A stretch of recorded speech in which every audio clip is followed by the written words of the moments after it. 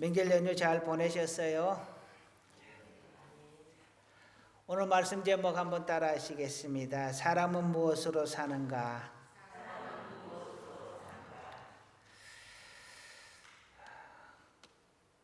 이 말씀 제목 보면 무슨 생각이 드세요? 오늘 이 말씀의 제목은 책 제목이기도 합니다. 여러분이 잘 아시는 러시아의 대문호 톨스토이의 기독교적인 작품이기도 하는데요. 이 종교적인 단편 소설입니다. 구두 제조업자인 남자가 하나님에게 벌을 받아서 세상에 온 천사 미하일을 돌보게 되고 그 사건으로 인하여 여러 가지 발생되는 일들을 기록을 하고 있고요. 거기에서 하나님이 주시는 메시지를 기록을 하고 있습니다. 우리 주님의 가르치심을 실천하고자 했던 톨스토이의 기독교 신앙이 담긴 작품입니다. 오늘은 이 이야기를 함께 나눠보려고 합니다. 책의 줄거리는 이렇습니다. 천사 미하일이 있는데요. 이 미하일은 하나님에게 한 여인의 영혼을 거두어 오라라는 명령을 받습니다. 그래서 땅으로 내려왔는데요. 땅으로 내려와 보니까 영혼을 거두어 오라는 그 여인이 막 쌍둥이 딸을 낳고 병든 몸으로 누워 있었습니다. 아이들은 엄마 품에서 꼼지락거리고 있는데 이 여인은 얼마나 힘들고 지쳤던지 아이들에게 젖을 물릴 힘조차 남아있지 않았습니다. 여인은 천사 미하일을 바로 알아보았습니다. 그리고 슬피 울면서 애원을 했습니다. 천사님, 남편은 바로 며칠 전에 나무에 깔려 죽었습니다. 제게는 부모도 없고 형제도 없고 친척도 없습니다. 우리 아이들을 돌봐줄 사람이 아무도 없습니다. 그러니 제발 이 아이들을 키울 때까지만 저를 데려가지 말아달라고 애원을 했습니다. 천사 미하일은 이 여인이 너무도 불쌍해서 차마 그 영혼을 데려가지 못하고 하나님에게 가서 이렇게 말을 합니다. 도저히 그 여인의 영혼을 데려올 수 없었노라고요. 그런데 하나님께서 말씀을 합니다. 어서 가서 그 여인의 영혼을 거두어 와라. 그러면 세 가지 진리를 깨닫게 될 것이다 라고 말을 합니다. 그러면서 이 세 가지 깨달을 진리를 말씀을 하는데요. 먼저는 사람의 마음에는 무엇이 있는가 하는 것입니다. 두 번째로는 사람에게 허락되지 않는 것이 무엇인가 하는 것이었고, 세 번째로는요, 사람은 무엇으로 사는가. 이 세 가지 진리를 깨달은 뒤에야 하늘나라로 다시 돌아올 수 있다라고 합니다. 그러자 천사 미하일은 다시 세상으로 내려가서 그 여인의 영혼을 거두어 갑니다. 그런데 그 여인이 죽으면서 쌍둥이 중 한 아이를 누르는 바람에 아이의 한쪽 다리가 못 쓰게 되고 말았습니다. 생각해 보면 하나님이 참 너무한다 싶을 정도로 앞에 전개가 너무너무 힘든 과정이 나옵니다. 그리고 천사 미하일은 여인의 영혼을 데리고 하늘나라로 가는데요. 갑자기 바람이 휘몰아치면서 미하일의 날개가 부러졌습니다. 그래서 여인의 영혼만 하늘나라로 가고 천사 미하일은 땅에 곤두박질 쳐지게 되는데요. 벌거벗은 채로 땅에 떨어지고 맙니다. 그렇게 들판에 미하일은 버려지게 되었습니다. 이렇게 인간이 되고 나서야 미하일은 인간이 얼마나 고통스럽고 추위와 배고픔에 힘들게 사는지를 알게 됩니다. 그런데 그가 이제부터 무엇을 해야 될지를 도저히 알 수가 없었습니다. 날씨는 춥고 몸은 벌거벗었고 미하일은 근처 교회가 보이자 추위를 피해서 교회 뒤쪽에 웅크려 앉아 있었습니다. 날이 어두워질 때까지 그렇게 있었는데 그 마을에 가난한 구두쟁이 세몬이라는 사람이 미하일을 발견을 했습니다. 불쌍한 마음에 외투를 벗어주고 그를 집으로 데리고 갑니다. 그때 천사 미하일은 세몬의 얼굴에서 하나님의 모습을 발견하게 됩니다. 세몬의 집에 도착을 했는데 그의 아내, 세몬의 아내 마트료나라는 여인이 있었는데 그는 그 상황을 보자마자 불만을 터뜨리기 시작했습니다. 새 외투를 사러 나간 남편이 새 외투를 엉뚱한 사람에게 입혀가지고 그 거지를 데리고 온 거예요. 얼굴도 모르는 불황자에게 새로 산 외투를 입혀가지고 집으로 데리고 온 것에 대해서 엄청 화가 났습니다. 그러자 세몬은 아내를 진정을 시키면서 자초지종을 설명을 합니다. 그러면서 하나님을 핑계를 대며 이렇게 이야기를 합니다. 하나님이 나를 이 사람에게 보낸 게 틀림없습니다. 그러지 않았다면 이 사람은 죽고 말았을 겁니다. 그렇게 화만 내지 말고 진정을 하고 하세요. 당신 마음엔 하나님이 없습니까? 라고 물었습니다. 이 말을 듣고 아내 마트료나는 다시 한번 미하일을 보게 되는데 불쌍한 마음이 든 거예요. 그동안에 화가 났던 마음이 스르르 풀렸습니다. 세몬의 부부와 2명의 아이들이 당장 내일 먹을 빵이 없었지만 그는 그 불황자를 받아들이고 저녁을 차려줍니다. 그때 미하일은 다시 그 여인의 얼굴에서 하나님의 얼굴을 보게 됩니다. 그러면서 사람의 마음에 무엇이 있는지를 알게 됩니다. 첫 번째 질문이었죠. 사람의 마음에 무엇이 있는가? 천사 미하일은 사람의 마음 속에 사랑이 있다는 것을 깨달았습니다. 그렇게 한 1년이 흘렀습니다. 천사 미하일은 세몬에게 구두를 수선하는 일을 배웠고 능숙하게 일을 잘 하고 있었습니다. 그런데 어느 날 한 부자가 찾아오게 됩니다. 그러더니 1년을 신어도 모양이 변하거나 뜯어지지 않는 장화를 만들어 달라고 좋은 가죽을 부탁을 합니다.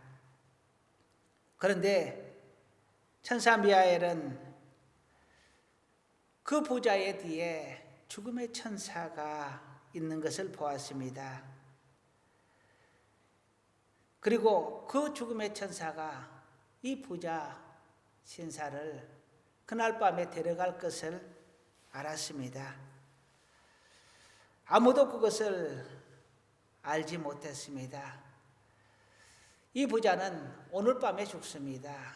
그런데 그가 요구하는 것은 1년을 신어도 변하지 않는, 낡지 않는 구두를 원하는 것입니다. 오늘 밤에 죽을 사람이 1년을 준비하는 것입니다. 그때 미하엘은 하나님의 두 번째 질문을 깨닫게 됩니다. 사람에게 허락하지 않은 것은 무엇인가? 그것은 내가 지금 필요한 것이 무엇인가를 깨닫는 능력이라고 합니다. 내가 지금 무엇이 필요한 것을 사람은 알지 못하고 산다라는 것이죠.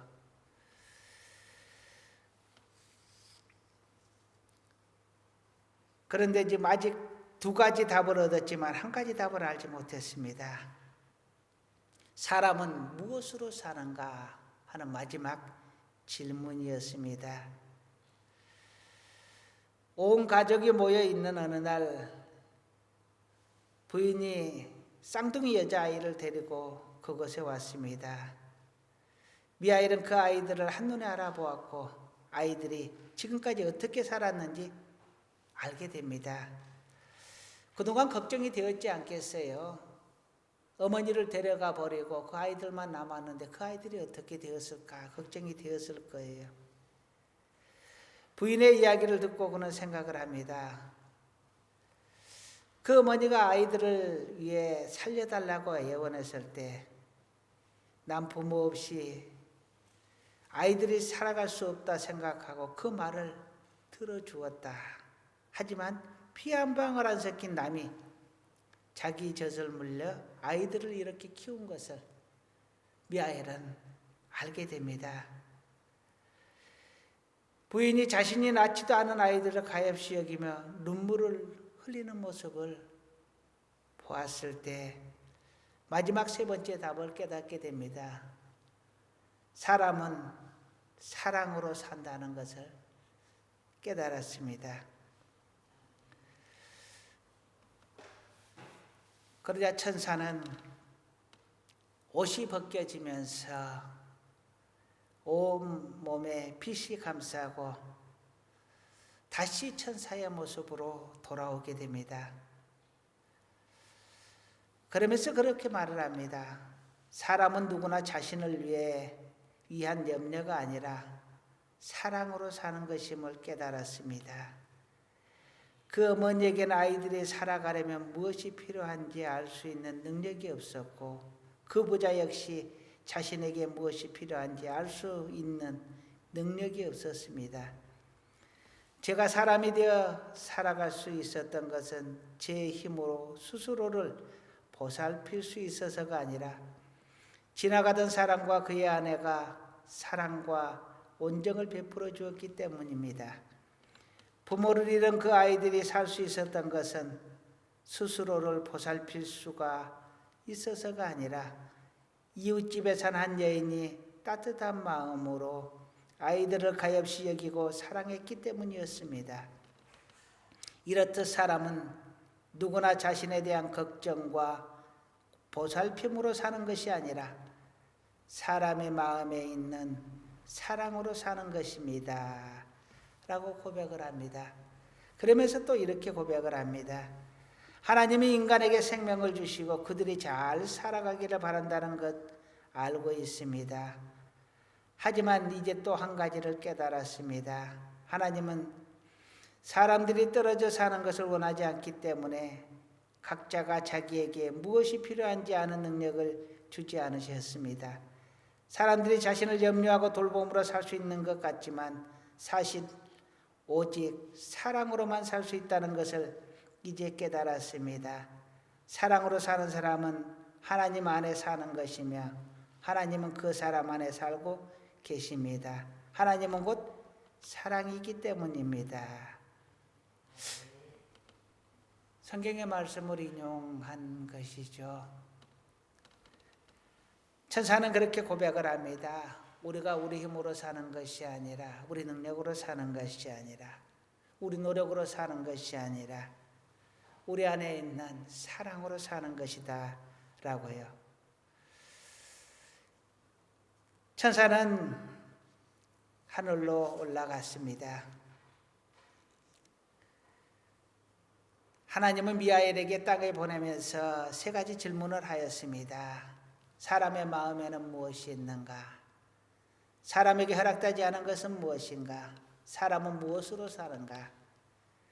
천사 미하엘은 땅에 살면서 이 세 가지 질문에 대한 답을 얻습니다. 사람의 마음에는 무엇이 있느냐? 사랑이 있다라고 합니다. 사람에게 허락되지 않은 것은 무엇이냐? 정말 자기에게 필요한 것이 무엇인지를 아는 능력이 없다라는 것입니다. 세 번째, 사람은 무엇으로 사는가에 대한 답은 다시 사랑입니다. 사랑으로 산다는 것입니다. 성경의 곳곳에 보면은 사랑을 말합니다. 오늘 본문에도 사랑을 말합니다. 새 계명을 너희에게 주노니 서로 사랑하라. 내가 너희를 사랑한 것 같이 너희도 사랑하라. 본문은 말합니다. 요한복음 14장 15절은 이렇게 말합니다. 너희가 나를 사랑하면 나의 계명을 지키리라. 나를 사랑한다면 너희가 나의 계명을 지킬 것이다 하는 것입니다. 하나님은 우리에게 말합니다. 서로 사랑하라. 새 계명이다 라고 말을 합니다. 그렇다면 우리가 주님을 사랑하고 하나님을 사랑한다 하면 우리는 그 계명을 지키며 사랑하며 살아야 된다라는 것입니다. 요한복음 14장 21절에서 이렇게 말합니다. 나의 계명을 지키는 자라야 나를 사랑하는 자니 나를 사랑하는 자는 내 아버지께 사랑을 받을 것이요 나도 그를 사랑하여 그에게 나를 나타내리라. 아멘. 하나님을 사랑하는 자는 이웃을 사랑하고 그 이웃을 사랑하는 자에게 아버지가 사랑을 하시고 주님께서 자기를 나타내시겠다 말씀합니다. 요한복음 15장 10절은 말합니다. 내가 아버지의 계명을 지켜 그의 사랑 안에 거하는 것 같이 너희도 내 계명을 지키면 내 사랑 안에 거하리라. 우리 주님의 말씀입니다. 주님의 계명, 사랑의 계명을 지키면 주님 안에 거한다라는 것입니다. 지금까지 읽어드린 모든 내용들은 요약하면 이것입니다. 사랑은 하나님께서 우리에게 주신 계명이다. 하나님을 사랑하는 자는 이 계명을 지킬 것이고 이 계명을 지키는 자를 하나님께서 함께 하시겠다라는 것입니다. 그러니 사랑하라는 것이죠. 하나님은 사랑이시니 너희도 사랑하라는 것입니다. 요한일서 4장 12절은 이렇게 말합니다. 어느 때나 하나님을 본 사람이 없으되 만일 우리가 서로 사랑하면 하나님이 우리 안에 거하시고 그의 사랑이 우리 안에 온전히 이루어지느니라. 4장 16절은 이렇게 말합니다. 하나님이 우리를 사랑하시는 사랑을 우리가 알고 믿었노니 하나님은 사랑이시라. 사랑 안에 거하는 자는 하나님 안에 거하고 하나님도 그 안에 거하시느니라. 아멘. 구두장이 세몬이 불쌍한 마음을 가지고 천사 미하엘을 보았을 때 천사 미하엘은 그의 얼굴에서 하나님을 보게 됩니다. 세몬의 아내가 화를 내다가 긍휼한 마음으로 미하엘을 바라보았을 때 그 얼굴에서 하나님의 얼굴을 보았다라고 합니다. 우리 안에는 하나님의 사랑이 있습니다. 이 사랑 안에 살면 우리가 하나님의 얼굴로 사는 것이요.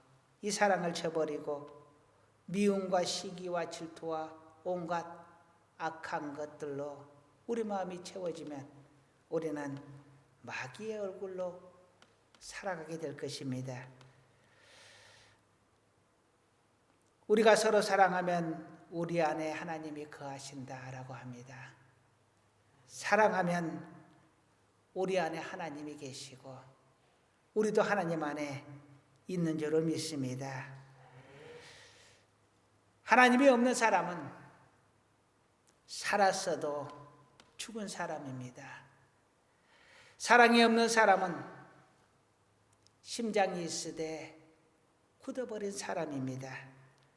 살아있으나 죽은 사람입니다. 우리는 사랑해야 되는 것을 압니다. 하나님이 사랑하라 말씀하신 것을 압니다. 알면서도 사랑하지 않는 우리는 미련한 사람일 것입니다. 오늘 사람은 무엇으로 사는가 하는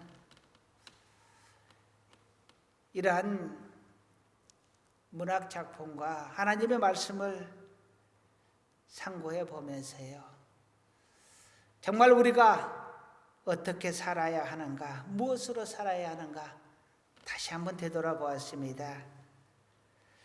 사랑하며 살아가는 우리 모두가 될 수 있기를 간절히 소원합니다.